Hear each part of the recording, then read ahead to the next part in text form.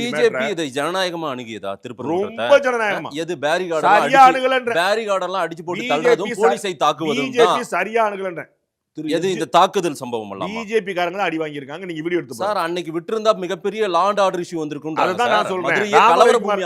ராமருக்கு மேல தனியா போயிட்டு வந்திருப்பாரு. அதுதான் நான் உங்களுக்கு சொல்றேன். ஒத்தையில போயிட்டு சத்தம் மொத்தமா வந்திருப்பாரு. ஒரு பிரச்சனை இருந்திருக்கு, யாருக்கும் தெரிஞ்சிருக்கா ஒன்னும் பிரச்சனை. தடுத்து அன்னைக்கு உங்களுக்கு தெரியும், நீங்க டிவில உட்கார்ந்து இருக்கிறீங்க, நம்ம ஊர்ல கார்த்திகை தீபத்தன்னைக்கு என்ன செய்தி? கார்த்திகை தீபம் திருவண்ணாமலை கார்த்திகை தீபம் தெரியும். அதை மாத்தின யாரு? நீங்க. ஏன் ஏத்த மாட்டேன்னு சொல்லிட்டு ஏத்தி இருந்தா ஒண்ணுமே இல்ல. அந்த ராமரவிக்குமார் யாருக்குமே தெரியாது. அவர் மாட்டு பூனமால போயிட்டு பூனமால வந்திருப்பாரு. ஒரு பிரச்சனை வந்திருக்காரு. அவர் தர்காக்குள்ள போல, தர்கா கேம்பஸ்குள்ள போல, தர்கா கேம்பஸ்ல போக முடியாது. அவர் போக சொல்லி கேட்கல. அங்க ஒரு தூண் நின்றுட்டு இருக்காங்க, அதை ஏத்திக்கிறேன். ஒரு ஆள் போயிட்டு ஒரு 10 பேர் சொன்னாரு. நான் ஒருத்தர் மட்டும் தான் பிரச்சனையே தீர்ந்திருக்காரு. 144 போடுறீங்க. நீதிமன்ற தீர்ப்பை மீறி நீங்க பிஜேபி தான சார் பேசிட்டு இருக்காங்க. பேசும்ல எங்களுக்காக குரல் கொடுக்க வேண்டாமா? நாங்க இன்னைக்கு திருப்பரங்குன்றம் தான் 26க்கு அரசியல்.